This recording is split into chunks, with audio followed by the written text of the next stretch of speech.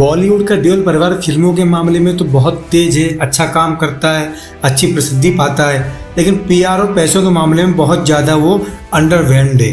यानी जब भी बात मीडिया पीआर की आती है उनके हाथ सिकुड़ जाते हैं और पैसों की बात आती है तो हमेशा वो जेब खाली करके घूमते हैं। इसलिए सनी देओल पर काफ़ी सारे केस चल रहे हैं, प्रोड्यूसर उनसे पैसे मांगते हैं। यहाँ तक उनकी बिल्डिंग के बाहर बैंक ऑफ बड़ौदा का नोटिस भी लग गया था, जहाँ पर उनको कर्ज न चुकाने के लिए मकान बेचने की बात कही थी। सनी देओल के अलावा बॉबी देओल भी आर्थिक संकट देख चुके हैं। यहाँ तक कि उनकी सौतेली मां हेमा मालिनी भी बहुत हद तक पैसों के लिए तंग रह चुकी है। हेमा ने कई बार इंटरव्यू में इस बात को एक्सेप्ट किया कि धर्मेंद्र से मैरिज करने के बाद भी उन पर फाइनेंशियल क्राइसिस बहुत ज़्यादा था, बिकॉज उनकी मां मैनेजर थी, बहुत सारे टैक्स के मामले में गड़बड़ करके जाती थी, इसलिए टैक्स भरने के चक्कर में उनको बहुत सारे पैसों का नुकसान हुआ।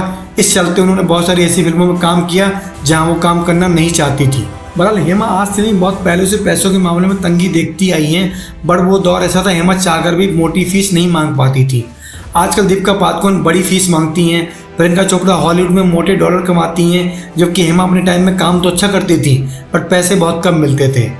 हेमा मालिनी भले इस दौर में टॉप एक्ट्रेस थी, लेकिन कभी भी उनको उतना पैसा नहीं मिला जितना वो कामयाब एक्ट्रेस मानी जाती हैं।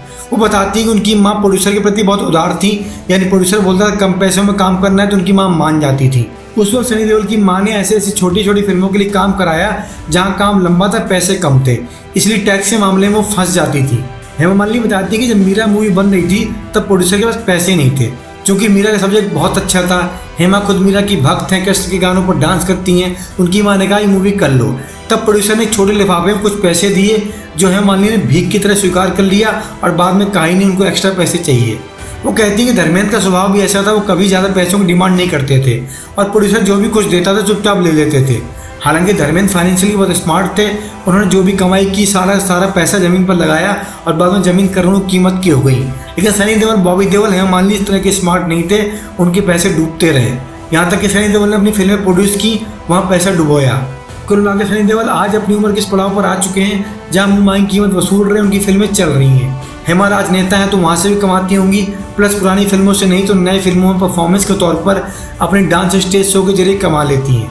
कुल मिलाकर देओल परिवार आज पैसों के मामले में तंगी में तो नहीं है, लेकिन पैसों के मामले में आज भी बहुत ही हाईएस्ट पेड एक्टर एक्ट्रेस में शुमार नहीं किया जाता।